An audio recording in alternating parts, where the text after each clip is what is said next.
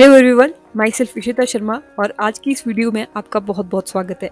तो आज की इस वीडियो में हम बात करेंगे कार्बोहाइड्रेट मेटाबॉलिज्म की ब्रीफ इंट्रोडक्शन के बारे में।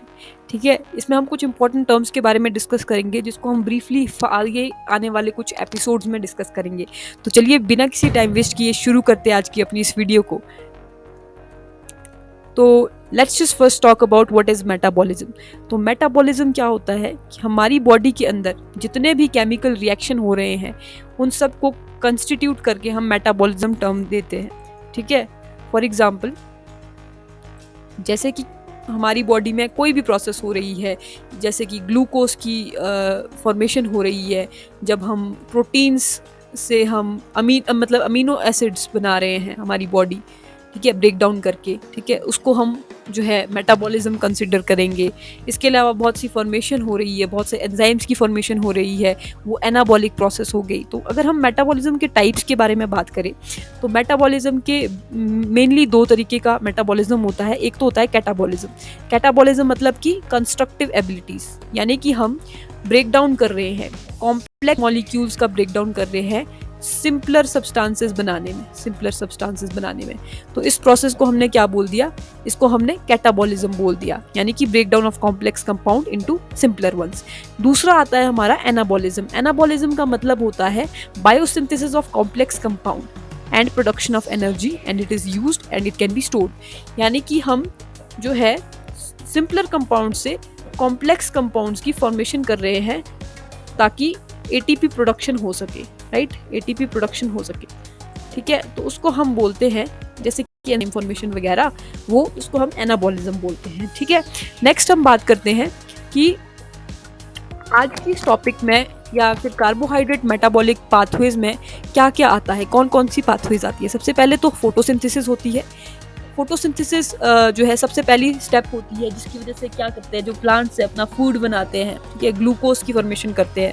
फिर आता है ऑक्सीडेटिव फॉस्फोराइलेशन, फिर आता है ग्लूकोनियोजेनेसिस, फिर आता है ग्लाइकोजेनेसिस और ग्लाइकोजिनोलिसिस, फिर आता है ग्लाइकोनियोजेनेसिस। डरिए मत, इनके बारे में अभी हम थोड़ा डिस्कस करेंगे, इनकी ब्रीफ इंट्रोडक्शन लेंगे, ठीक है, कि क्या होता है, आपको बेसिक आइडिया हो जाएगा आज की इस वीडियो में। ठीक है, तो सबसे पहले हम बात करते हैं फोटोसिंथेसिस के बारे में। तो फोटोसिंथेसिस हम बचपन से पढ़ते आ रहे हैं। फोटोसिंथेसिस का क्या मतलब होता है कि ये क्या formation of glucose in presence of carbon dioxide and water and sunlight and chlorophyll. ठीक है, और फाइनल प्रोडक्ट क्या है, ग्लूकोज बन रहा है, C6H12O6 बन रहा है। तो ये कैसी प्रोसेस हुई, एनाबॉलिक प्रोसेस, क्योंकि इसमें क्या बन रहा है, कॉम्प्लेक्स सब्सटेंस बन रहा है जो कि है ग्लूकोज। ठीक है, अब हम यहाँ देख सकते हैं ये है हमारा ग्लूकोज यानी कि C6H12O6 जो कि 6 कार्बन मॉलिक्यूल है। क्या है, 6 कार्बन मॉलिक्यूल है। और ये किसकी प्रेजेंस में बन रहा है, सनलाइट और क्लोरोफिल की मतलब प्रेजेंस में बन रहा है, और कार्बन डाइऑक्साइड और वाटर की प्रेजेंस में बन रहा है। तो कार्बन डाइऑक्साइड और वाटर किस में कन्वर्ट हो रहे हैं, ग्लूकोज में कन्वर्ट हो रहे हैं in presence of chlorophyll and sunlight. तो ये है हमारी फोटोसिंथेसिस। ठीक है, ये सब आपको पहले से भी पता होगा। नेक्स्ट इसमें एक चीज़ और है कि भाई इसमें जो इलेक्ट्रोमैग्नेटिक एनर्जी है, यानी कि कार्बन डाइऑक्साइड और वाटर जब कंबाइन हो रहे हैं तो ये इसमें एक आयंस की फॉर्म में है ये। ठीक है, तो इसमें इलेक्ट्रोमैग्नेटिक एनर्जी जो है केमिकल फ्री एनर्जी में कन्वर्ट हो रही है। ठीक है, ये केमन नाम के साइंटिस्ट थे, उन्होंने ऐसा कहा था। ठीक है, नेक्स्ट बात करते हैं हम glucose as a respiratory fuel. अब ग्लूकोज को जो है वो रेस्पिरेटरी फ्यूल कंसिडर किया जाता है। क्यों, ऐसा क्यों किया जाता है, ऐसा क्यों कंसिडर किया जाता है, इसके बारे में थोड़ा डिस्कस करते हैं। सबसे पहले तो क्योंकि जो ग्लूकोज है वो एक मोनोसैकेराइड है। ठीक है, अब ये मोनोसैकेराइड जब बहुत सारे ग्लूकोज जुड़ते हैं, ठीक है, तो सुक्रोज बनाते हैं, माल्टोज बनाते हैं, ठीक है, लैक्टोज बनाते हैं। तो ये पॉलीसैकेराइड और ओलिगोसैकेराइड की फॉर्मेशन में हेल्प करता है। ठीक है, इसीलिए इसको रेस्पिरेटरी फ्यूल बोला जाता है। ठीक, और इसके अलावा ये इजीली ऑक्सीडाइजेबल है, ये ऑक्सीजन के साथ इजीली बाइंड कर जाता है। और इसकी फिजियोलॉजिकल फ्यूल वैल्यू का मतलब क्या होता है कि ऑक्सीजन के साथ बाइंडिंग करने की कैपेसिटी कितनी है भाई, और कितनी इजीली ऑक्सीडाइजेबल हो जाता है ये, उसको हम फिजियोलॉजिकल फ्यूल वैल्यू बोलते हैं। और इसकी है 4 किलो कैलोरीज, लिपिड्स की है 9 किलो कैलोरीज, जिसकी वजह से ये जो है इजीली ऑक्सीडाइजेबल लिपिड्स नहीं होते हैं क्योंकि इनके पास लेस ऑक्सीजन होती है। ठीक, और इसके अलावा जो ग्लूकोज है हमारी बॉडी में अबंडेंटली प्रेजेंट होता है। अगर हम नॉर्मल ह्यूमन बीइंग की बात करें तो उनके 100 ml ऑफ ब्लड में around 60 to 100 milligram of glucose present होता है। तो हम क्या ये देते हैं, इसके लिए क्या दलील देते हैं कि ग्लूकोज को रेस्पिरेटरी फ्यूल क्यों बोला जाता है, वो इसीलिए क्योंकि ये इजीली ऑक्सीडाइजेबल है। ठीक है, नेक्स्ट हम बात करते हैं कि ग्लाइकोलिसिस क्या होता है। हमने पिछले कुछ टर्म्स पढ़ी थी, तो हम इसके बारे में ब्रीफ तो नहीं जाएंगे अभी हम इसको थोड़ा थोड़ा डिस्कस करेंगे कि होता क्या है। ब्रीफ बताऊंगी मैं आपको कि होता क्या है। तो ग्लाइकोलिसिस का मतलब है, लिसिस क्या होता है, लिसिस का मतलब होता है ब्रेक डाउन, टूटना। ठीक, ग्लाइको मतलब कि ग्लूकोज का टूटना। ठीक है, ग्लूकोज का टूटना टू फॉर्म पाइरुवेट। पाइरुवेट क्या है, 3 कार्बन एक मॉलिक्यूल है, 3 कार्बन मॉलिक्यूल है। ठीक है, और ग्लूकोज क्या है, एक 6 कार्बन मॉलिक्यूल है।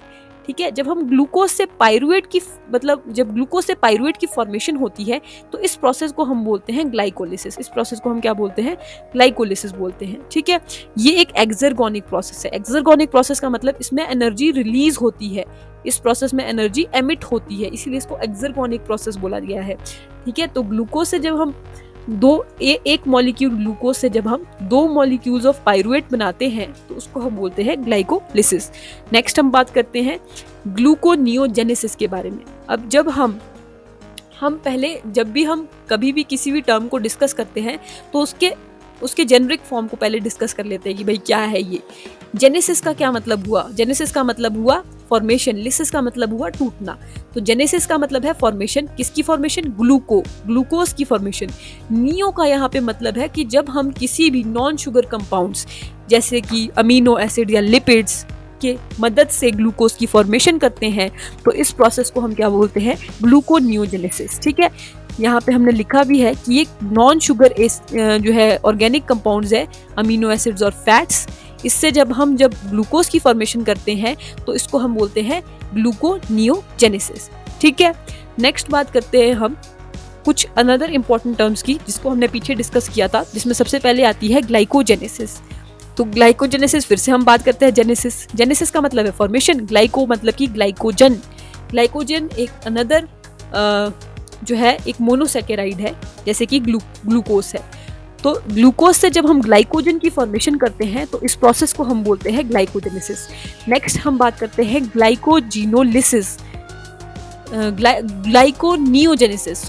ग्लाइकोनियोजेनेसिस। जेनेसिस का फर्दर हमने तोड़ दिया, इसका मतलब है फॉर्मेशन। किसकी फॉर्मेशन, मतलब ग्लाइकोजन की फॉर्मेशन। नियो का मतलब हो गया नॉन शुगर कंपाउंड्स जैसे कि अमीनो एसिड्स या फिर लिपिड्स। इनसे जब हम किसकी फॉर्मेशन करते हैं, ग्लाइकोजन की फॉर्मेशन करते हैं तो इसको हम बोलते हैं ग्लाइकोनियोजेनेसिस।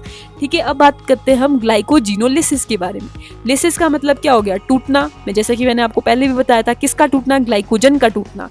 ठीक है, जब हम ग्लाइकोजन को तोड़ के क्या बनाते हैं, ग्लूकोज बनाते हैं, तो हम क्या बोलते हैं उसको, ग्लाइकोजिनोलिसिस। ठीक है, नेक्स्ट बात करते हैं हम इसी की ही दोबारा से रिवीजन करते हैं कि जब हमने ग्लाइकोजन से ग्लूकोज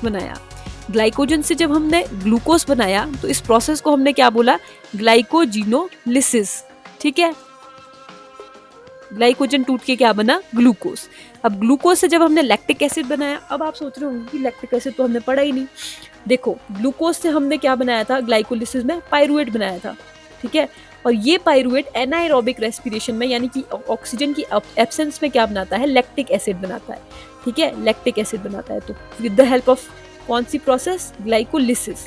तो ग्लूकोज से जब लैक्टिक एसिड फॉर्मेशन हुआ, या फिर अगर यहाँ पे पाइरुवेट भी लिखा होता तो ये ग्लाइकोलिसिस जो है प्रोसेस इसमें आती है। अब लैक्टिक एसिड क्या है, एक अमीनो एसिड है। तो फिर ये जब अमीनो एसिड से फर्दर ग्लूकोज बनता है तो इस प्रोसेस को हम क्या बोलेंगे, ग्लूकोनियोजेनेसिस। ठीक है, क्योंकि अमीनो एसिड से नॉन शुगर कंपाउंड से ग्लूकोज बन रहा है। ठीक, अब ग्लूकोज से ग्लाइकोजन की फॉर्मेशन को हम क्या बोलेंगे, ग्लाइकोजेनेसिस। ठीक है, तो ये थी कुछ इंपॉर्टेंट टर्म। इसके अलावा एक और इंपॉर्टेंट टर्म है, वो है लाइपोलिसिस। लाइपोलिसिस का मतलब क्या होता है, जब ग्लूकोज को तोड़ के या फिर ग्लूकोज को हम कन्वर्ट कर देते हैं फैट में, इसको हम बोलते हैं लाइपोलिसिस। सो ये थी कुछ इंपॉर्टेंट टर्म्स। ये ब्रीफ था कार्बोहाइड्रेट मेटाबॉलिज्म का। आगे आने वाले जो है एपिसोड में हम ब्रीफ डिस्कशन करेंगे ग्लाइकोलिसिस और ये सारी जितनी भी प्रोसेस है। तो थैंक यू सो मच। अगर आपको ये वीडियो पसंद आई तो इस वीडियो को ज़्यादा से ज़्यादा लोगों तक शेयर कीजिए और हमारे इस चैनल को सब्सक्राइब कीजिए। Thank you so much.